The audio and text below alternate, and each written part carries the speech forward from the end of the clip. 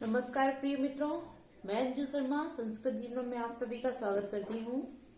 तो मित्रों, जैसा कि हम लोगों की 8 बजे वाली व्याकरण की कक्षा चल रही थी और मैं अपने सभी मित्रों से, जो भी मित्र हमारे लाइव आते हैं, एक बार उन सभी मित्रों को धन्यवाद कहना चाहूंगी, जिसमें आशीष यादव जी हैं, ओमेगा वर्मा, अजय गौड़, हेमंत गौड़ जी, सिम्पा यादव जी, विनीता कुमारी जी, तरंग मिश्रा जी हैं, दिव्या देवी जी हैं, ब्रजेश कुमार जी हैं, शिल्पी मिश्रा जी हैं और हमारे कृष्णकांत जी, राणा यादव जी, दीपशिखा द्विवेदी जी हैं, अमित यादव जी हैं, प्रद्युम्न दीक्षित हैं, अभिषेक पारासर जी हैं, विजय यादव, अमित पांडे जी, देवेंद्र नायक जी, अंजू शर्मा जी और प्रियंका जोशी जी। साथ ही साथ हमारे कुछ और भी मित्र हैं, जैसे विपुल जी हैं और राही सिद्दीकी जी हैं, अभिषेक पारासर भी हैं और भी हमारे कुछ मित्र ऐसे हैं जो लाइव आके वीडियो देखते हैं। तो मैं सभी मित्रों को धन्यवाद करना चाहूंगी कि वो लोग लाइव आते हैं और लाइव देखते हैं वीडियो को। साथ ही साथ मैं अपने और भी मित्रों से वीडियो के लिए बोलना चाहूंगी कि जो भी मित्र हमारी वीडियो देखते हैं, कृपया लाइव आने की कोशिश किया कीजिए। साथ ही साथ मैंने देखा है मित्रों की वीडियो तो 100 लोग भी देखते हैं, 150 लोग भी देखते हैं, किंतु लाइक वही 20 होते हैं, 25 होते हैं। तो यदि आप सभी को वीडियो पसंद आती है तो मित्रों कृपया लाइक भी किया कीजिए। साथ ही साथ अपने मित्रों को भी हमारे चैनल से जरूर जोड़िए। और जैसा कि हम लोगों की व्याकरण की कक्षा चल रही थी और हमारी व्याकरण की कक्षा 8 बजे होती है शाम को प्रतिदिन, और 8:30 बजे हमारी साहित्य की क्लास भी चलती है। तो मैं सभी मित्रों से कहना चाहूंगी, जो भी हमारे व्याकरण वाले मित्र हैं जो व्याकरण की कक्षा में लाइव जुड़ते हैं, तो वो लोग व्याकरण की कक्षा के साथ साथ मित्रों साहित्य की कक्षा भी 8:30 बजे आप सभी लोग अवश्य लिया कीजिए। तो मित्रों, जैसा कि व्याकरण की कक्षा में हमारे द्वितीय विभक्ति चल रही थी और द्वितीय विभक्ति के हमने कुछ सूत्रों का अध्ययन कर लिया था, तो उसी क्रम में हम लोग आगे बढ़ते हैं।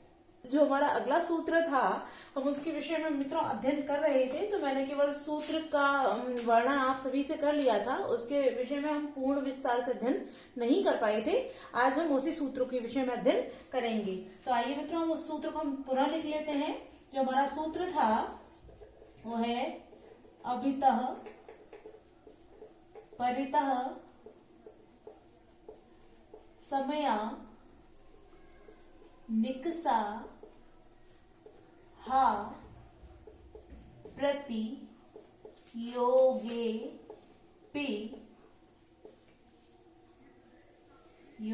पी द्वितीया।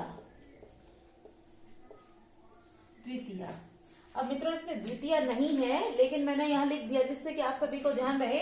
सूत्र हमारा इतना ही है, अभितः परितः समया निकषा हा प्रति योगे पी, किंतु हमने यहाँ द्वितीय लिख दिया जिससे कि आपको ध्यान रहे। किंतु यदि हम सूत्र की बात करते हैं तो जो सूत्र हमारा वो केवल इतना ही है। तो इसको हम एक बार पुनः उच्चारित कर लेते हैं। अभितः परितः समया निकषा हा प्रति योगे अपि द्वितीया। ठीक है मित्रों, तो हमने इसके जो शब्द अर्थ हैं उनको भी पढ़ लिया था, जान लिया था। तो अभितः माने होता है मित्रों दोनों ओर, परितः माने होता है चारों ओर,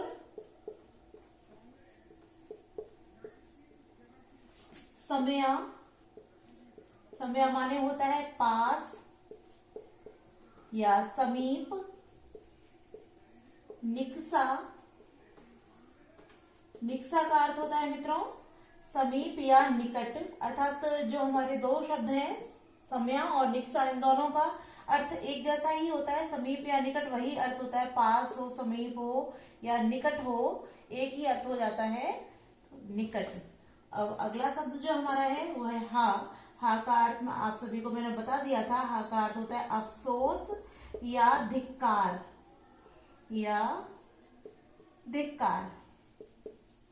और जो हमारा अगला है प्रति, इसका अर्थ होता है मित्रों की ओर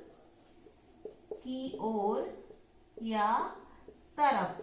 तो इतना हम लोगों ने जान लिया था कि ये जो हमारा सूत्र है ये द्वितीय विभक्ति का है। इनमें ये जो वर्ण आते हैं अभिता अर्थात दोनों ओर, परिता अर्थात चारों ओर, समया पास या समीप, निकषा समीप या निकट, हाँ, अफसोस या धिक्कार के लिए प्रयुक्त करते हैं मित्रों।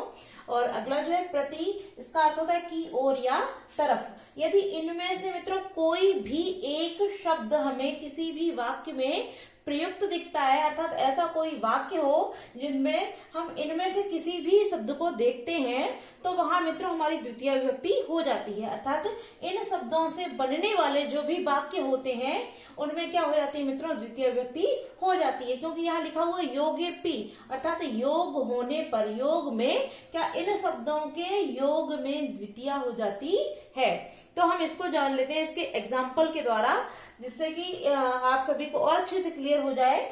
जैसे इसको हम लिख लेते हैं, नगर के पास, नगर के पास विद्यालय है। ठीक है मित्रों, तो हम लोगों ने देखा कि जो हमारा वाक्य है वो क्या लिखा हुआ है, नगर के पास विद्यालय है। तो अब देखते हैं मित्रों, हमने इसमें क्या पाया। इस वाक्य में अगर हम कारक चिन्ह की बात करते हैं तो क्या है मित्रों, हमारा जो कारक चिन्ह है वो के दिया है, के अर्थात षष्ठी विभक्ति का कारक चिन्ह है। तो हम षष्ठी विभक्ति के जब कारक चिन्ह को देखते हैं तो हम यहाँ षष्ठी होनी चाहिए, किंतु उससे आगे जब हम देखते हैं मित्रों तो क्या देखते हैं, के पास, यहाँ पास शब्द भी आया है। अब यदि हम अपने सूत्र को ध्यान से देखते हैं तो यहाँ जो हमारा समया और निकषा है, इनका अर्थ भी क्या होता है, पास होता है। तो जब यहाँ पास शब्द हमारा प्रयुक्त हुआ है तो मित्रों यहाँ के शब्द होने से षष्ठी नहीं होगी। क्यों नहीं होगी, क्योंकि यहाँ पास दिया है। और हमारा ये जो सूत्र है ये क्या बोल रहा है कि यदि इनमें से कोई भी शब्द, इनसे बनने वाले जो वाक्य हैं उनके योग में, अर्थात इन शब्दों के आने पर या इन शब्दों के योग में क्या हो जाती है मित्रों, द्वितीय हो जाती है। तो जब द्वितीय हो जाएगी तो यहाँ षष्ठी ना होकर के क्या होगा, द्वितीय हो जाएगी। तो जो इसका वाक्य बनेगा क्या बन जाएगा मित्रों, नगरम समया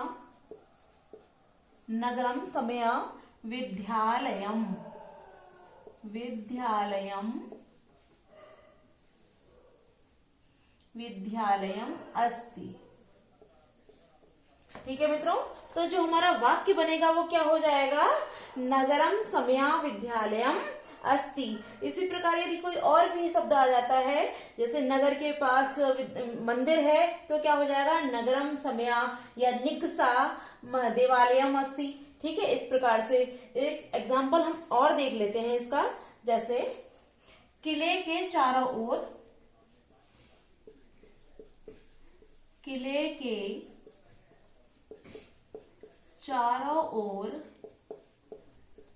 खाई है। ठीक है मित्रों, तो यहाँ क्या बोला जा रहा है कि किले के चारों ओर खाई है। अब यहाँ भी किले के बाद में मित्रों क्या दे दिया, के शब्द दे दिया, जो कि षष्ठी विभक्ति का कारक चिन्ह है। किंतु हम फिर वही बात कहेंगे कि इनमें से यदि कोई भी हमारा शब्द किसी वाक्य में प्रयुक्त हो रहा हो तो वहां षष्ठी ना होकर यह जो कारक चिन्ह दिया है उसका कोई महत्व नहीं रह जाता। किसका महत्व होता है, इन शब्दों का जो सूत्र में संबंधित होते हैं। तो हमारा जो सूत्र हो रहा है वो क्या बोल रहा है कि इनमें से कोई भी शब्द यदि आया है वाक्य में तो उन वाक्यों में उन शब्दों के योग में क्या हो जाएगी मित्रों, द्वितीय हो जाएगी। तो जब द्वितीय हो जाएगी तो किले के चारों ओर, अब यहाँ चारों ओर शब्द जो हमारा है वो वाक्य में प्रयुक्त हो गया है। तो जब चारों ओर आया है तो मित्रों हमने क्या देखा कि जो परिता है इसका अर्थ होता है चारों ओर। तो यहाँ परिता का अर्थ हो गया चारों ओर। तो जो हमारा परिता है उसके साथ में यहाँ क्या हो जाएगा मित्रों, द्वितीय विभक्ति हो जाएगी। अब द्वितीय लगती किसमें है तो हम ये भी जान लेते हैं। जो शब्द मित्रों दिया होता है जिसके बाद में कारक चिन्ह दिए होते हैं उन्हीं शब्दों में मित्रों क्या लग जाती है, उन्हीं शब्दों में द्वितीय लग जाती है। तो हमारा क्या हो जाएगा इसका, तो किले के चारों ओर, तो किले की जो संस्कृत होती है वो दुर्ग हो जाती है, तो क्या हो जाएगा दुर्गम। अब चारों ओर की क्यों क्या होता है, परितः, तो दुर्गम परितः। अब जैसे कि खाई को क्या बोलते हैं, तो मित्रों हम खाई को परिखा बोलते हैं, परिख। तो क्या हो जाएगा, दुर्गम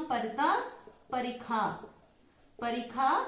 आपको अस्थि लगाना है तो लगाइए, नहीं तो इतना भी हो जाएगा, अर्थात अस्थि लगाना चाहे तो आप अस्थि भी लगा सकते हैं। तो क्या हो गया हमारा, दुर्गम परितः परिखा अस्ति, अर्थात किले के चारों ओर खाई है। ठीक है मित्रों, तो ये वाला जो सूत्र है आप सभी को क्लियर हो गया होगा। तो अब हम अगले सूत्र की ओर बढ़ते हैं, जो सूत्र भी मित्रों हमारा इसी से संबंधित कुछ थोड़ा इस सूत्र से संबंध रखता है। आज हम उसी का अध्ययन कर लेंगे मित्रों, जो कि हमारा सूत्र है उभ सर्वतयोः,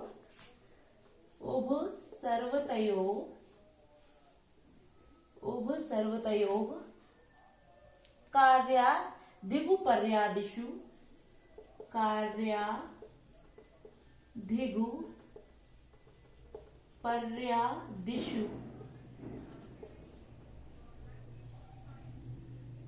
त्रिषु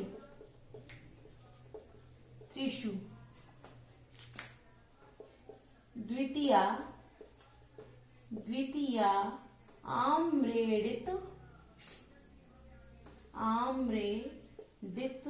तान्तेषु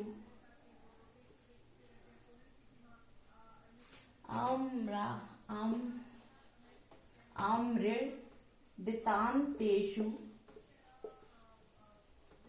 द्वितीया आम्रेडितान्तेषु ततो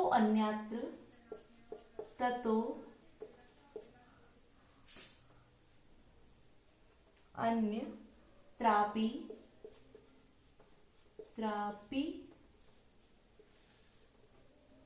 दृश्यते।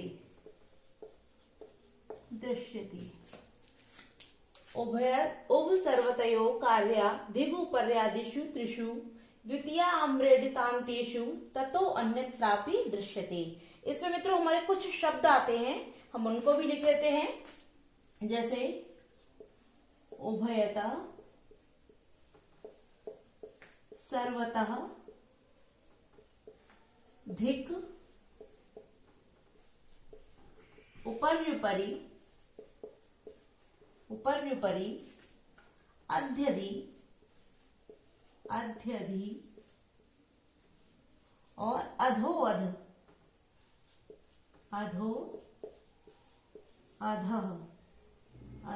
अधः।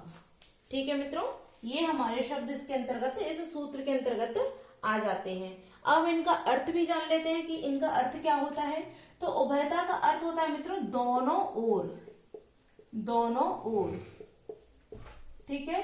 सर्वता का अर्थ होता है मित्रों चारों ओर या सब ओर, या तो चारों ओर हो जाएगा या फिर सब ओर। ठीक है मित्रों। धिक का अर्थ होता है धिक्कार, जो हमारा उसमें था धिक्कार, या फिर अफसोस।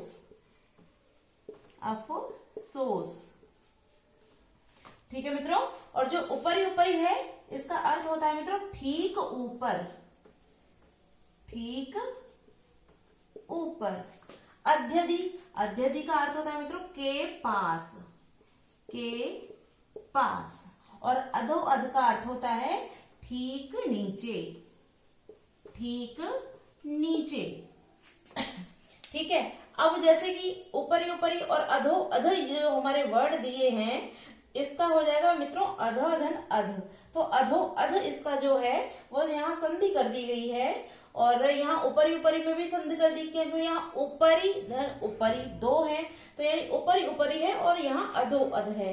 इन दोनों में मित्रों जो डबल वर्ण दिए, अर्थात दो बार प्रयुक्त होने के कारण इनमें जो पहले वाला ऊपरी है उसकी क्या हो जाती है मित्रों आम्रेडित संज्ञा हो जाती है। उसी प्रकार यहाँ जो अधोअध दिया है इसमें भी अधो की आम्रेडित संज्ञा हो जाती है। ठीक है। अब जैसे उभयता का अर्थ होता है मित्रों दोनों ओर, सर्वता का अर्थ होता है चारों ओर या सब ओर, धिक का अर्थ होता है धिक्कार या अफसोस, जो कि हमने उस सूत्र में भी पढ़ा था। ऊपरी का अर्थ होता है मित्रों ठीक ऊपर, यानी जिस स्थान पर है उसके ठीक ऊपर। और अध्यधि का अर्थ होता है के पास। अधोअध का अर्थ होता है ठीक नीचे, अर्थात जहां है उसके ठीक नीचे। तो इसके हम कुछ एग्जाम्पल जो है उनको भी जान लेते हैं मित्रों, क्योंकि जब हम किसी भी सूत्र को पढ़ते हैं और उसको उदाहरण के साथ जोड़ देते हैं, तो मैंने पहले भी आप सबसे कहा है कि उसको हम बहुत अच्छे से समझ लेते हैं। तो इसका जो एग्जाम्पल है हम उसको देख लेते हैं। जैसे इसका जो एग्जाम्पल है कि ऊपरी ऊपरी,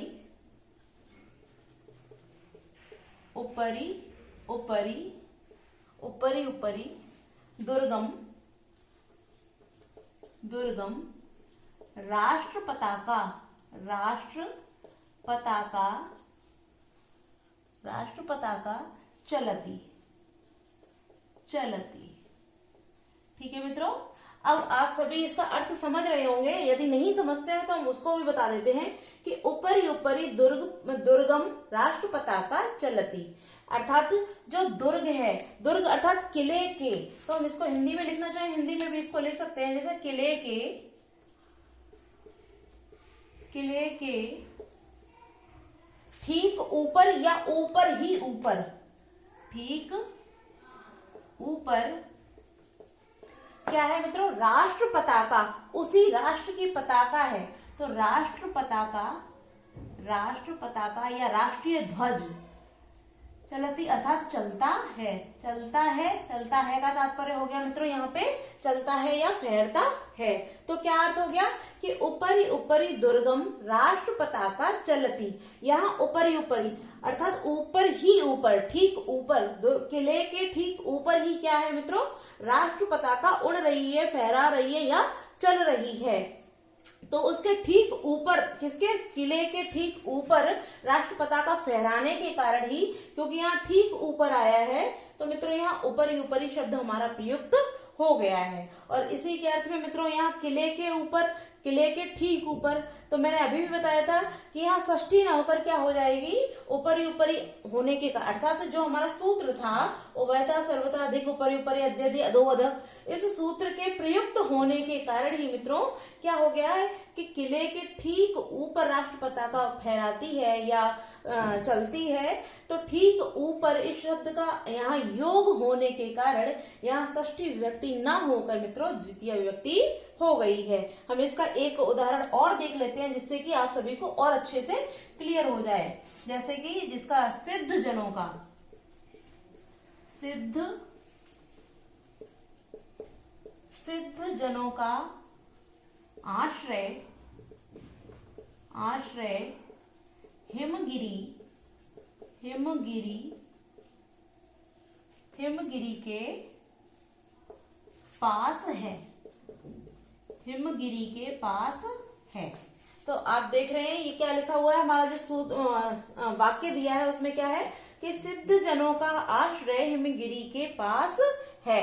तो अब मित्रों यहाँ क्या बताया है कि जो सिद्ध जन है उनका जो ग्रह है या आश्रय का जो स्थान है वो कहाँ है मित्रों, हिमगिरी के पास। तो जो हिमगिरी है उस हिमगिरी के बाद में हमारा जो कारक चिन्ह है वो षष्ठी व्यक्ति का आया है, किंतु हम फिर उसी चीज को दोहराएंगे। यहाँ षष्ठी व्यक्ति के बाद में क्या दे दिया मित्रों, पास। तो हमारा जो अध्यधि है इसका अर्थ होता है पास या के पास। तो यहाँ अध्यधि का प्रयोग होने के कारण मित्रों यहाँ षष्ठी न लगकर क्या लग जाएगी, द्वितीय व्यक्ति हो जाएगी। तो इसको हम संस्कृत में परिवर्तित कर लेते हैं। क्या अर्थ हो जाएगा इसका मित्रों कि अध्यधि, अध्यधि हिमगिरिम, हिमगिरिम, अध्यधि हिमगिरिम सिद्ध जना,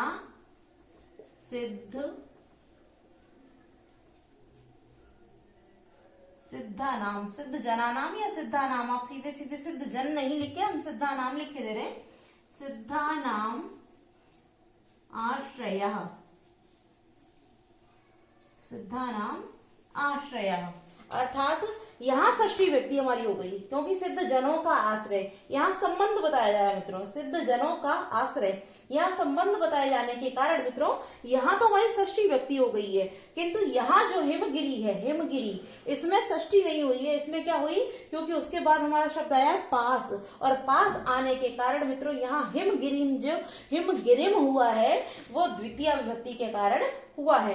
किंतु यहाँ जो सिद्ध जनों का आश्रय, इन दोनों में क्या बताया जा रहा है मित्रों, संबंध बताया जा रहा है। और संबंध होने के कारण यहाँ तो षष्ठी है किंतु हिमगिरी के पास होने के कारण हिमगिरिम में द्वितीय विभक्ति का प्रयोग किया गया है। तो इसका जो हमारा वाक्य बनता है वो क्या बन जाएगा मित्रों, अध्यधि हिमगिरिम सिद्धानाम आश्रय, अर्थात सिद्ध जनों का आश्रय किसके पास है? हिमगिरी के पास है। ठीक है मित्रों, तो आप लोगों को ये वाला सूत्र भी हमारा क्लियर हो गया होगा। और यदि आप में से किसी को भी यदि कोई प्रश्न या कोई भी सूत्र हमारा क्लियर या कहीं समझने में कोई कंफ्यूजन होती है तो आप उस चीज को कमेंट बॉक्स में जरूर लिख दें, जिससे कि हम आप सभी के कमेंट पढ़ते हैं। और अगर यदि आपको किसी भी प्रश्न से संबंधित या सूत्र से संबंधित कोई समस्या है, आप उसे लिखिए, हम उसको अवश्य ही हल करेंगे। ठीक है मित्रों, तो अगला जो हमारा सूत्र है हम इसके विषय में भी थोड़ा सा वर्णन किए ले रहे हैं। तो जो हमारा अगला सूत्र है वो है अंतरांतरेण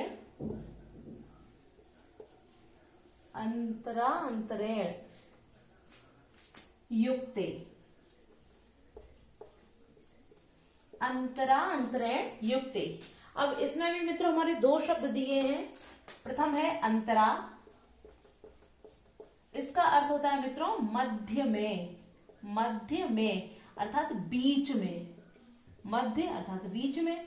और जो द्वितीय है वो है अंतरेण, अंतरेण इसका अर्थ होता है मित्रों बिना, बिना। ठीक है, अब हमारा सूत्र आगे क्या बोला है कि अंतरा अंतरेण युक्ते, यानी कि अंतरा और अंतरेण इन दोनों शब्दों में से युक्त होने पर उस वाक्य उस शब्द की क्या हो जाएगी मित्रों? उसमें द्वितीय विभक्ति हो जाएगी। यानी कि अंतरा शब्द से युक्त हो या अंतरेण शब्द से युक्त हो तो उसकी उस वाक्य में द्वितीय विभक्ति हो जाती है। तो इसका भी हम अर्थ जान लिया हम लोगों ने, तो इसका हम उदाहरण देख लेते हैं कि इसका उदाहरण क्या होगा। जैसे दो गांवों के बीच में, दो गांवों के बीच में नदी बहती है, नदी बहती है। तो अब हमने क्या देखा मित्रों कि यहाँ बीच में शब्द प्रयुक्त हो गया है। तो बीच में शब्द आने के कारण क्या आ जाएगा? बीच में जो हमारा अंतरा होता है उसका अर्थ होता है बीच में, तो यहाँ अंतरा शब्द आ जाएगा। और अंतरा आने के कारण मित्रों क्या हो जाएगा? गांव के बीच में, तो यहाँ जो गांव है उसमें द्वितीय विभक्ति हो जाएगी। तो या तो आप इस प्रकार से कर लीजिए कि ग्राम द्वयम, ठीक है, या फिर आप इसको ऐसे भी लिख सकते हैं द्वयम ग्रामम, द्वयम ग्रामम, ग्रामम। अब बीच की होती है अंतरा, तो इसका हो जाएगा अंतरा। फिर नदी बहती, नदी बहती। तो इसका मित्रों वाक्य क्या बन जाएगा कि ग्राम द्वयम अंतरा नदी बहती, अर्थात द्वयम ग्रामम अंतरा नदी बहती। आप किसी भी एक शब्द को यहाँ प्रयुक्त कर सकते हैं। ठीक है मित्रों, तो आप सभी को ये वाक्य हमारा क्लियर हो गया होगा, समझ में आ गया होगा। और यदि आप सभी में से किसी को भी अगर